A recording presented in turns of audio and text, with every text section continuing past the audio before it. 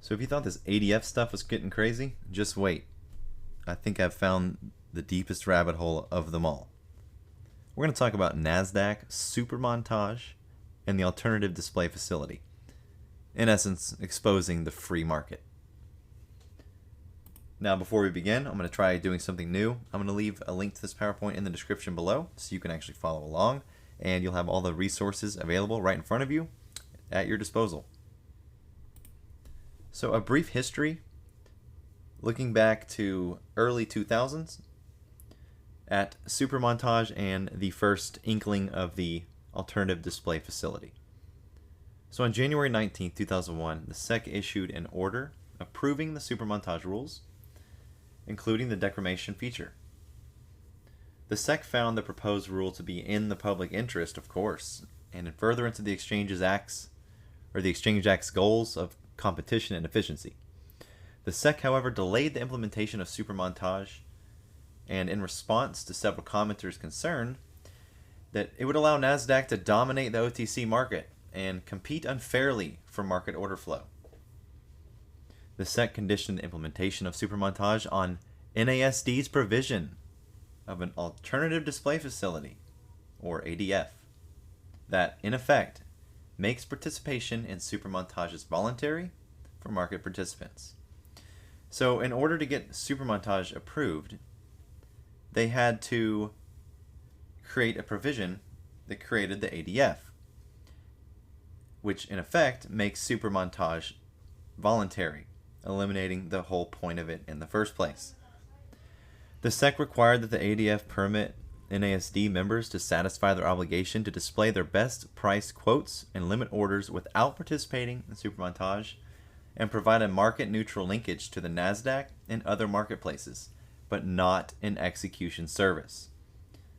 In December 2001, NASD submitted proposed rules governing the establishment and operation of an ADF.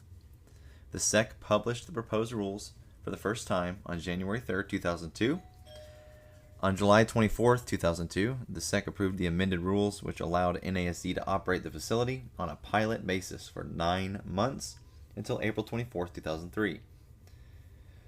On August 29, 2002, the SEC issued an order providing for the implementation of SuperMontage, which can be found 67 Fed Reg 56862. Consequently, the Commission ordered that SuperMontage be implemented on October 11, 2002. So now, looking at the two releases, this one being the ADF pilot being 67 Fed Reg, we can see here that on July 24, 2002, the SRO notice of filing an order granting accelerated approval on a pilot basis to a proposed rule change by the NASD relating to operation of the ADF facility for quoting and trading in securities of the NASDAQ stock market. Now, Rule 22 or 2720 is the section that I've broken down here. It is titled The Distribution of Securities of Members and Affiliates, Conflicts of Interest. This is all found in this filing, which you can find in the link above. Section A says, is registered as NASDAQ or ADF market maker and the security to be distributed pursuant to this rule. 3340, prohibition on transactions, publication of quotations, or publication of indications of interest during trading halts. Transactions not required to be reported. The following types of transactions shall not be reported. Transactions executed through the Computer-Assisted Execution System, the NASDAQ National Market Execution System, NNMS, or the Primex Auction System. Now, the Primex Auction System actually was an auction system that the NASDAQ ended up partnering with Primex LLC, but they took it down shortly thereafter in 2004. That's when, of course, we get the SuperMontage. Now, this was never used, right? So it took forever to get it out there. The ADF was a contingency upon this getting approved, and the ADF made this optional. So on January 19th, 2001, Commission conditionally approved a proposed rule change submitted by the NASD on behalf of the NASDAQ stock market that would establish a new order display and collection facility for NASDAQ listed securities, or SuperMontage. Sounds kind of like the ADF.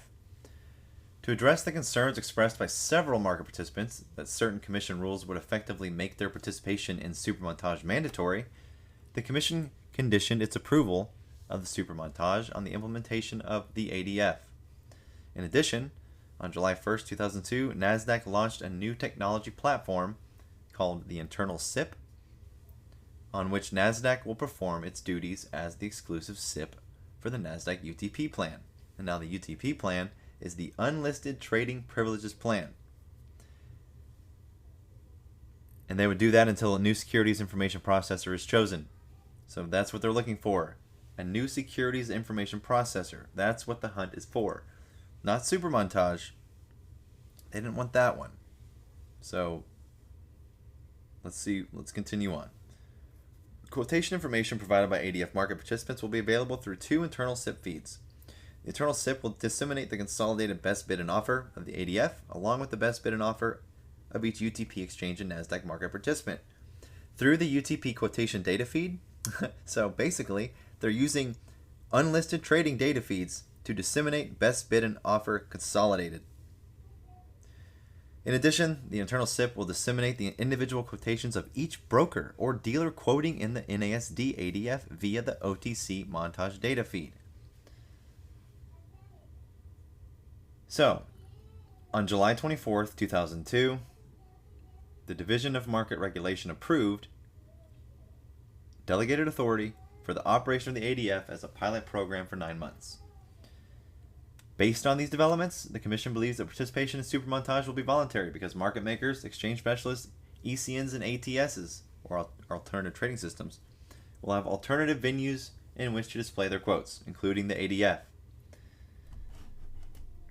Now, this super note down here, I would recommend going to this link and checking it out. You probably can't see it on video, but if you download the PowerPoint, you'll be able to go to it. There is a letter, a notice sent to Island subscribers that expresses a lot of concerns about this. So what happened? Of course, we get an extension, right? So NASD comes out and they want to extend operation of NASDAQ's alternative display facility as a temporary pilot. And after they did that, then they filed NASDAQ 2001-90, which was actually already in development before ADF was even approved in the first place, to make it permanent. So on December 14th of 2001, notice of filing of proposed rule change relating to NASDAQ's proposed separation from the NASD and the establishment of the NASD alternative display facility. So if you think the wormhole or rabbit hole just got open, oh my goodness, you have no idea. This is just part one. I can't do all this in one video, people. The NASD has not yet resolved how to compare and report trades between ADF market participant and a NASDAQ market participant that has access to NASDAQ's ACT service. The NASD is engaged in discussions with the DTCC about the possibility of DTCC continuing its existing trade comparison service for over-the-counter equity securities to provide for those intermarket trades. So they don't even know how to report the trades from this. Also, they also have authority to initiate trading halts off exchange.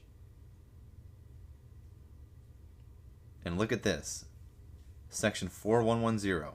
Use of NASD alternative display facility data systems. NASD may at any time authorize the use of NASD's alternative display facility data systems on a test basis for whatever studies it considers necessary and appropriate. That's right. This is it. Next, we're going to go and look at the comments that people wrote about when this got approved. And then we're going to go and look again at some of the historic developments from this facility and just how dark it really is.